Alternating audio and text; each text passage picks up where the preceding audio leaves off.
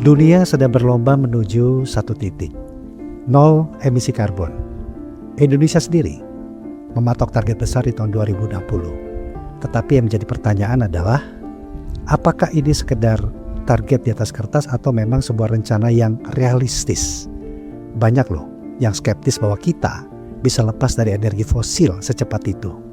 Tapi di tengah perdebatan itu, gas alam muncul bukan sebagai hambatan, tetapi sebagai solusi transisi melalui teknologi dekarbonisasi.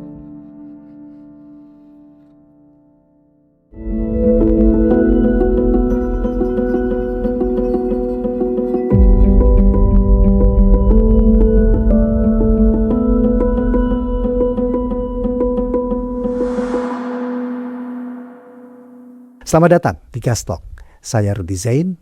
Dan hari ini kita akan membedah secara jujur target net zero 2060. Apakah masih mungkin dicapai dengan peran gas alam? Dan sudah hadir bersama kita pada saat ini Bapak Daniel Purba. Beliau adalah Founder and Advisor Indonesia Gas Society. Pak Daniel, terima kasih sudah datang, Pak. Sama-sama, terima kasih Mas Rudy sudah diundang ke tempat ini. Baik.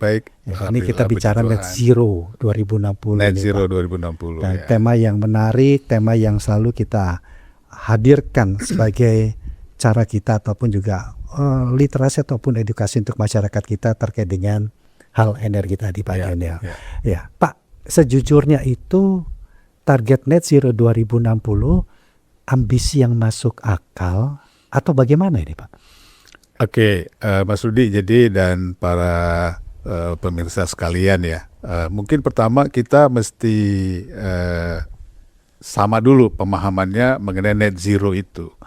Jadi net zero itu bukan berarti bahwa kita tidak lagi menggunakan energi fosil 100%.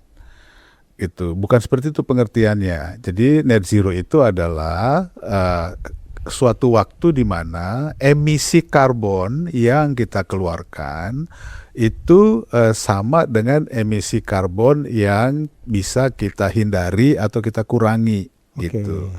Jadi kalau tidak ada target net zero itu kita tidak ada effort untuk mengurangi emisi karbon gitu.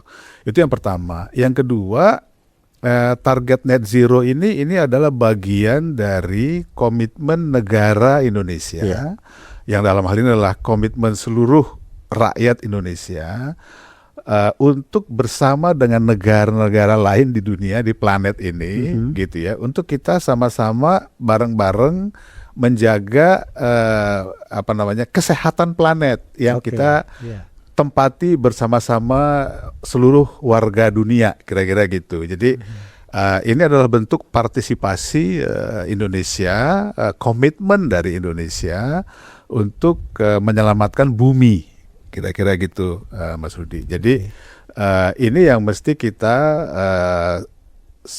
seluruhnya kita support gitu ya, karena ini untuk anak cucu masa depan, kelangsungan bumi kita, dan keturunan kita dan rakyat kita begitu. Nah, dua itu sih basically intinya itu gitu.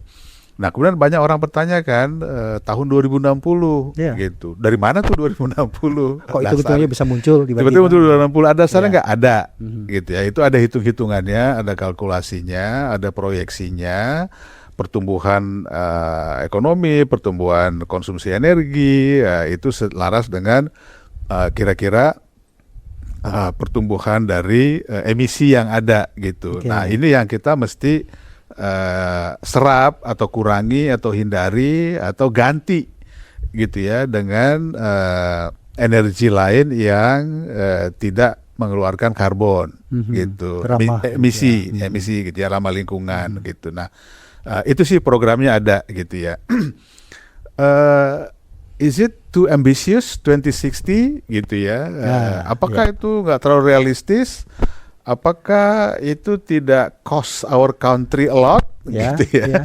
Kan itu pasti mahal ya gitu. Nanti kita bahas isu-isu lainnya kenapa mahal. Nah, ini memang yang menjadi challenge kita. Tapi paling tidak kita sudah komit, dan saya kalau nggak salah itu kita sudah revisi tuh enhance target-target untuk pencapaian percepatan. percepatan. Karena komitmen kita bukan 2060 tapi or earlier. Lebih cepat dari itu. Ya, 260 atau lebih cepat. Ya. Gitu. Ada negara lain yang 2050, ada yang 2040 gitu ya. Tergantung kondisi dan konsumsi energinya masing-masing. Nah, kalau kita komitmen kita di Paris Agreement itu 2060 or earlier.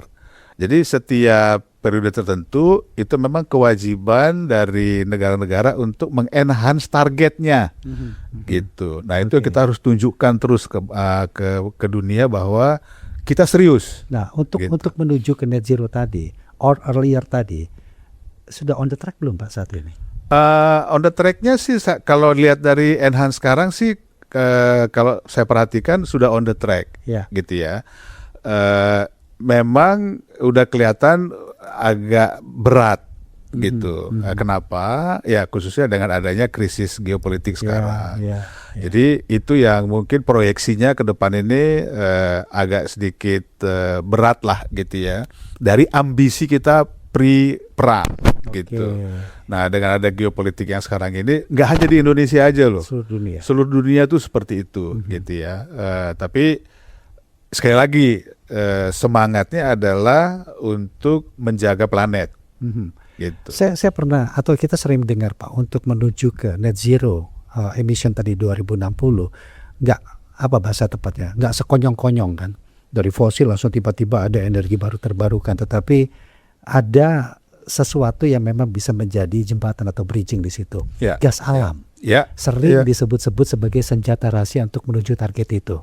Sependapat atau ada penjelasannya? Khusus untuk di Indonesia ini memang senjata utama kita itu sekarang ini gas alam ya. Tidak hanya dalam konteks mengejar net zero, tetapi dalam konteks memenuhi kebutuhan energi dalam negeri untuk kita bisa berkembang, ekonomi kita bisa bangun gitu ya. Dalam konteks itu saja, terlepas dari adanya target net zero ya. Jadi kalau saya lihat memang dalam energy mix ya di Indonesia ini memang gas ini menjadi andalan utama kita gitu ya untuk setidaknya 20 tahun ke depan. Sebagai bridging. Boleh dikatakan sebagai bridging ya, transisi gitu. Itu memang transisi yang kalau saya lihatnya ini transisi bukan yang kita sengaja, tetapi memang transisi yang memang dari resourcesnya kita memang ada. Gitu. Artinya kalau dari resources ada, mungkin nggak tanpa gas alam, tapi kita bisa mencapai target itu. Oh nggak mungkin. Karena itu resources kita.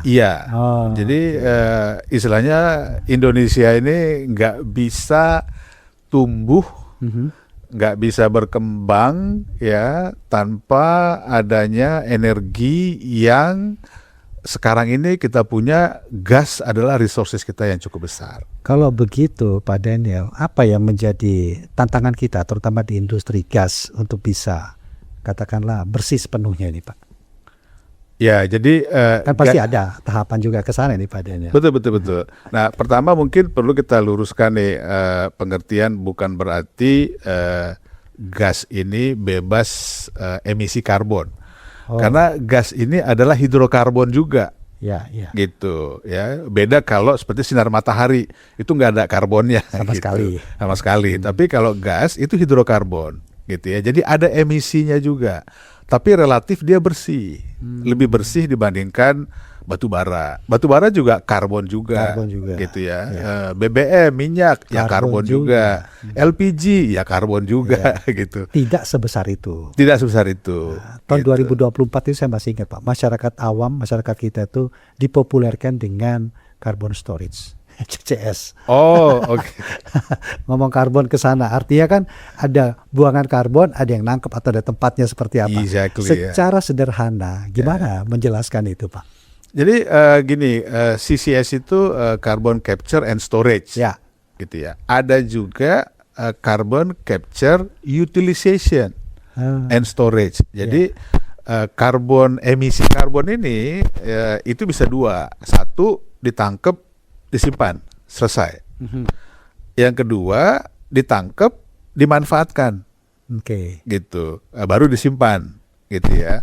Jadi dia itu intinya dua itulah. Karbon itu emisi karbon. Ditangkap, dipakai lagi. Dipakai lagi. Diutilize, gitu. Utilize. Kalau disimpan selesai PR, gitu ya. Nah, kalau diutilize, ini diutilize untuk apa, gitu. Pertama yang sudah dikerjakan itu karbon CO2 ini dipakai untuk mendesak cadangan gas ataupun minyak supaya bisa naik ke atas.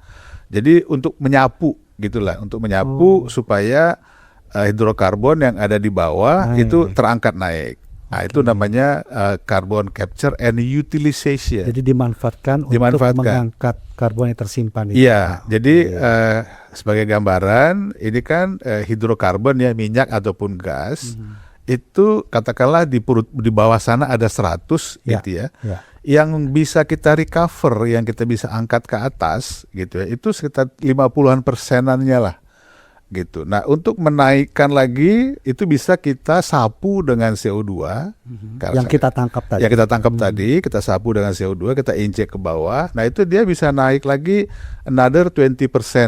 Ada manfaat lagi. Ada manfaat lagi gitu. Jadi recoverable-nya itu bisa meningkat. Iya. Gitu. Jadi polusi itu ditangkap, disimpan di tanah itu Pak ya? Iya, kita injek. Nah, dengan diinjek dia ngedorong tuh. Ngedorong. Sebagian mungkin dia lepas lagi ya, sebagian dia stay di bawah. Oh, itu yang utilize. Itu yang utilization. Kalau cuma disimpan doang? Selain itu untuk utilization ada juga tuh karbon yang udah ditangkap, ini kita proses lagi, gitu, kita proses, kan masih ada C-nya tuh, CO2 gitu ya, ada C-nya, ada C1 gitu. Nah, C-nya ini kita bisa tangkap lagi. Kita bisa bikin metanol, bisa bikin DME, gitu, bisa bikin petrokimia, karena masih ada karbonnya, gitu.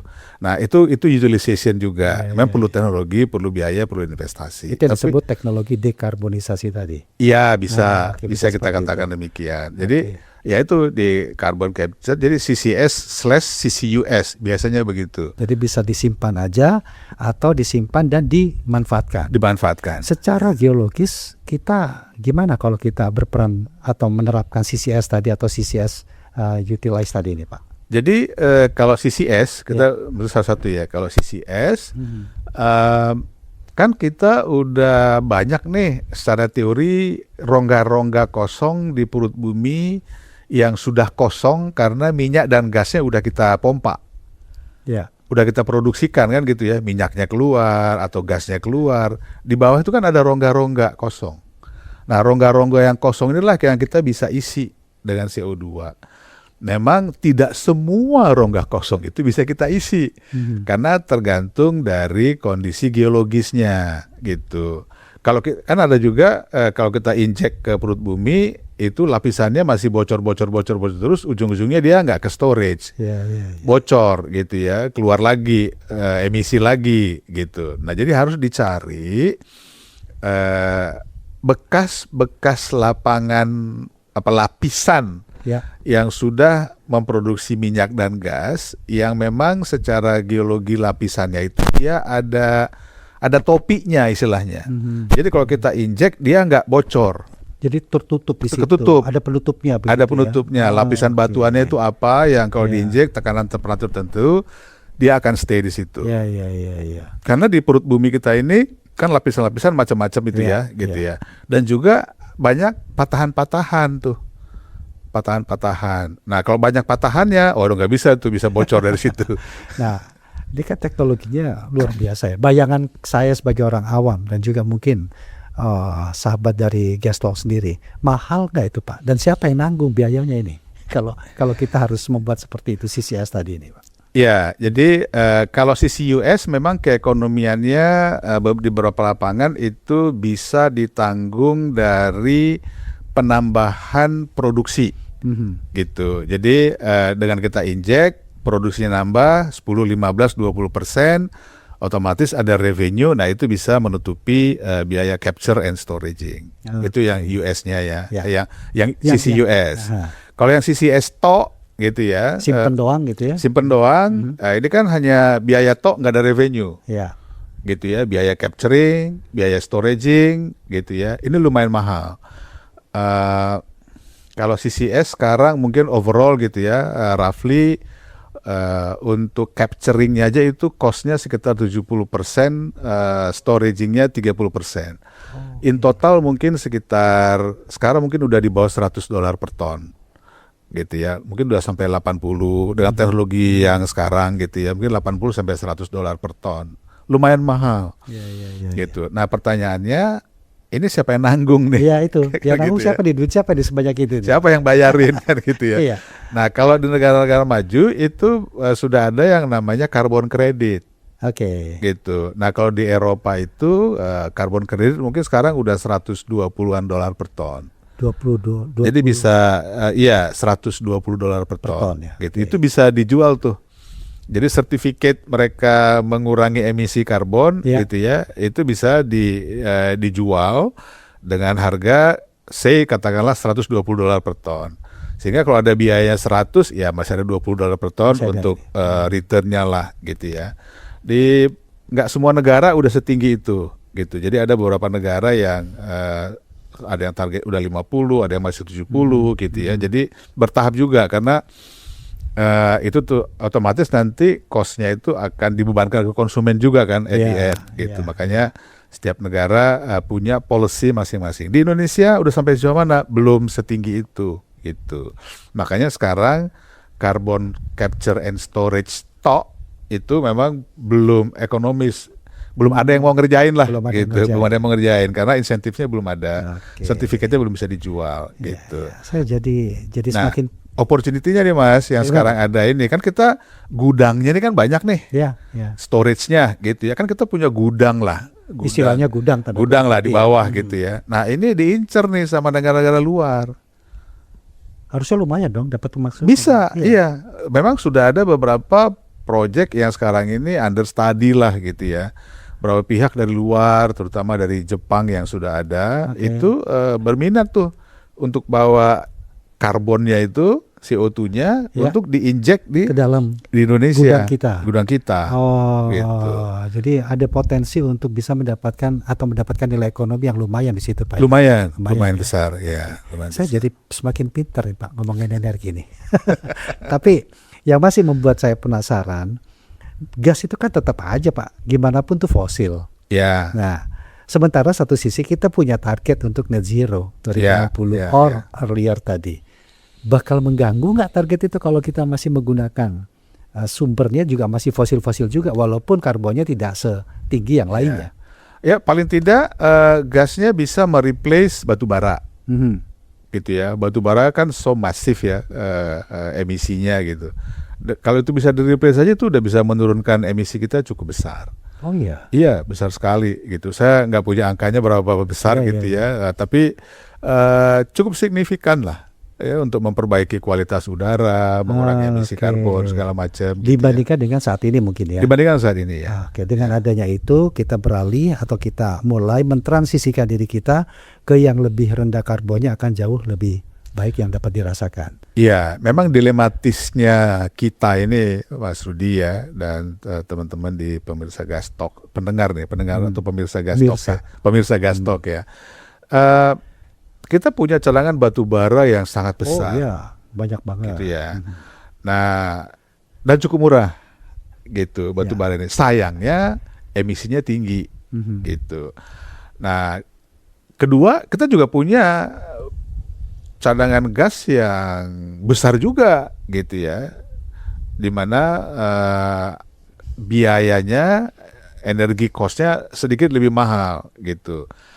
Jadi ini adalah memang bagaimana kita mengimbangi antara energi yang murah tapi emisinya tinggi gitu ya, versus energi yang relatif lebih mahal tapi emisinya lebih rendah. Nah disitulah kita harus punya roadmap net zero target itu. Gitu. Saya juga kepikiran kalau memang kita menerapkan gas sebagai apalah itu bridging transisi menuju net zero tadi, infrastruktur kita untuk gas itu sudah layak, sudah memadai belum ini Pak? Ya, ini memang tantangan kita sampai hari ini ya, Mas Rudi ya, dan pemirsa Gas Talk sekalian. Kita masih banyak membutuhkan infrastruktur ya, supply chain untuk kita bisa mendeliver gas dari titik produksi ke titik konsumen. Regasifikasi, pipa, kemudian city gas gitu ya. Itu belum lagi transportasi nih untuk bawa gas cair misalnya ya dari satu pulau ke pulau yang lain gitu. Jadi ini bagian dari tantangan kita sih, dan saya pikir ini bagian dari journey NKRI gitu ya, untuk bisa self-sufficient gitu ya, memenuhi kebutuhan energinya yang diambil dari our own resources. Gitu. Jadi kita punya sumber daya yang cukup mumpuni, cukup besar, dan ini adalah momentum yang baik bagi kita. Iya. Dan tinggal siapkan aja infrastruktur teknologi dekarbonisasinya tadi Pak ya. Betul, betul. Ngomong-ngomong Pak, IGS sendiri menyelaraskan dengan realita yang ada gimana ini? Nah, kita bicara IGS ya. Dulu waktu IGS kita bentuk, ini memang cita-citanya adalah untuk mensinergikan terjadinya orkestrasi yang harmonis dari seluruh stakeholder industri gas nasional. Karena stakeholdernya siapa aja gitu ya. Ya mulai dari gas producers, ya gas consumers, gas transporters, gas teknologi provider, gas yang untuk investor, financing gitu ya, regulator. Nah, ya ini semua kita hanya bisa maksimum atau optimum lah katakan kalau orkestrasi dari semua pihak ini itu nyambung nih. Gitu. Karena gini, konsumen maunya gas murah, iya dong. Pasti. Udah pasti. Iya ya kan? dong. Siapa juga yang mau bayar mahal kalau bisa bayar murah, ya kan gitu. Produser bilang, kalau minta lu murah kayak gitu, ya gue nggak bisa kerja. Iya, dari mana karena gue harus ngebor, gitu kan, harus ini segala macam, biaya di laut dalam lagi segala. Titiknya cuma di sana, dibawa ke sini, dengan resikonya ketemu apa nggak ketemu. Jadi nah ini kan harus saling understanding nih, gitu. Jadi supaya ini bisa jalan, kalau enggak pemerintah juga pusing ngaturnya kan gitu. Benar. Nah disinilah IGS memiliki visi begitu ya, supaya industri gas dalam negeri yang kita tahu, kita pahami, punya cadangan dan sangat strategis gitu ya untuk membangun perekonomian dan kesejahteraan rakyat ini bisa terwujud gitu. Terakhir Pak Daniel, singkat aja Pak. Jadi nanti di tahun 2060 peran gas Indonesia itu akan menjadi sejarah atau bisa dikatakan pahlawan Pak? Ya, harus menjadi pahlawan sih. Harus menjadi pahlawan. Otherwise negara kita nggak bisa maju seperti yang kita inginkan gitu. Mungkin akan mundur gitu ya. Tapi kalau kita mau kejar ya 2060, sekarang udah 2026 gitu ya, tinggal berapa? 34 tahun lagi. Sebentar itu. Iya, nggak kerasa loh itu. Nggak kerasa. 34 tahun untuk industri migas gitu ya. Cepet banget. Cepet banget gitu. Karena apalagi gas. Gas yang kita explore sekarang itu mungkin baru bisa kita keluarkan nanti 10 tahun lagi. Iya. Dan dia berproduksi selama 20 tahun dan 30 tahun tuh. Jadi yang kita ketemu hari ini nanti akan habis nanti mungkin 30-40 tahun lagi. Jadi memang dalam journey Indonesia ini menuju 2060 kalau kita bicara net zero, ini sangat strategis. We cannot live without gas. Jadi betul-betul dia akan menjadi pahlawan tahun 2060 karena itu resources yang sangat itu yang sudah Tuhan kasih untuk NKRI ini, untuk kita bisa maju, rakyatnya bisa sejahtera. Daniel, terima kasih banyak Pak. Sama-sama untuk hadir di episode 14 ini. Diskusi yang betul-betul membuka mata kita. Dan ternyata net zero bukan berarti kita berhenti menggunakan energi, tapi bagaimana kita menggunakan energi secara lebih cerdas dan bersih tentunya. Gas alam dengan teknologi dekarbonisasi bisa dikatakan sebagai jembatan yang paling nyata yang kita miliki hari ini untuk menjaga bumi tanpa menghentikan roda ekonomi. Terima kasih sudah menyaksikan episode 14 Gas Talk, dan gimana menurut Anda? Apakah teknologi tangkap karbon tadi sudah cukup untuk menyelamatkan masa depan kita di 2060? Kami tunggu pendapat Anda di kolom komentar, dan mari berdiskusi lebih dalam di LinkedIn IGS. Saya Rudy Zain, sampai jumpa di episode selanjutnya.